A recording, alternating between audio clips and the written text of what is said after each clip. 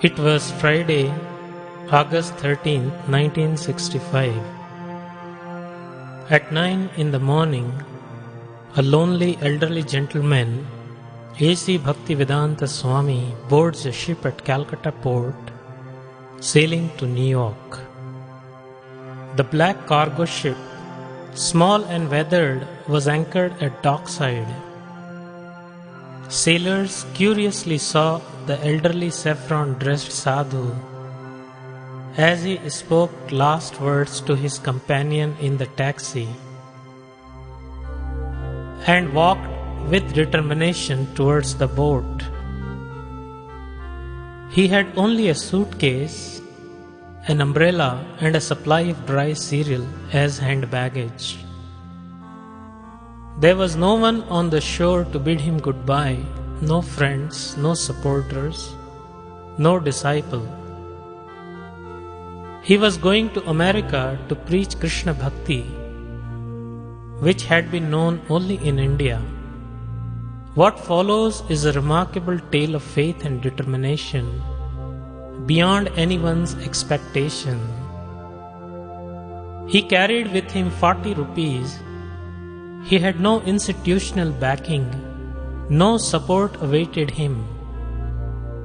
He was going on the order of his spiritual master to teach Krishna consciousness to the English-speaking world.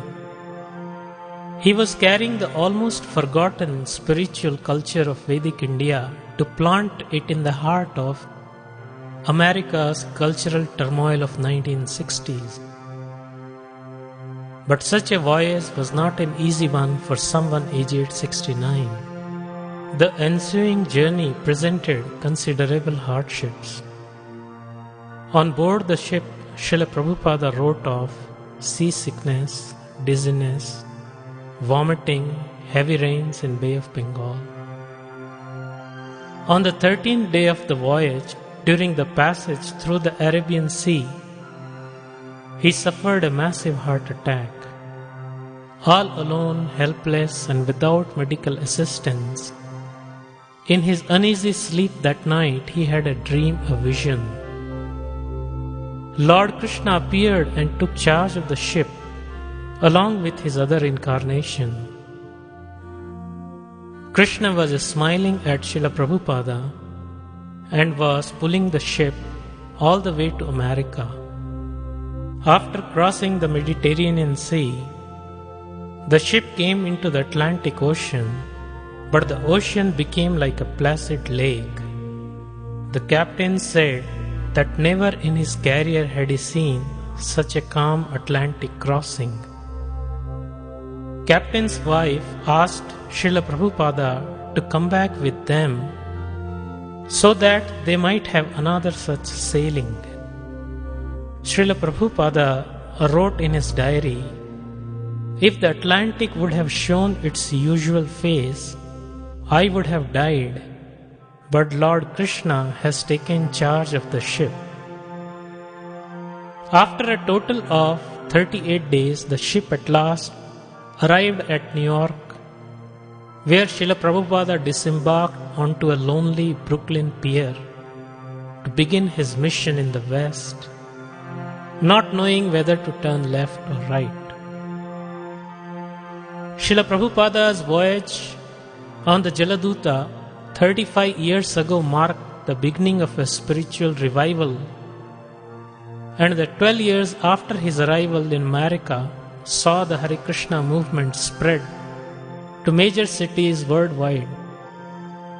For thousands of years, the Vedic tradition had been confined to the boundaries of India. To a world immersed in materialistic ethos, Srila Prabhupada revealed the wisdom of this timeless philosophy. The poem Margine Bhagavad Dharma, preaching Bhagavad Dharma in America,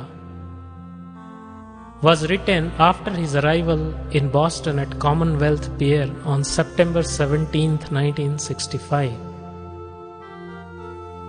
Seeing the Boston skyline and rampant materialism prevalent in the lives of people there, Srila Prabhupada realized the difficulties in his mission. He saw the hellish city life, people dedicated to the illusion of material happiness. He felt weak, lowly, and unable to help them on his own. He was penniless. He had barely survived 2 heart attacks at sea. He spoke a different language. He dressed strangely according to American standards. And he had come to tell people to give up sinful habits, which were inseparable part of their lives. He had come to teach Americans worship of Lord Krishna, who to them was a mythical Hindu god. What would he be able to accomplish? Helplessly spoke his heart to Lord Krishna.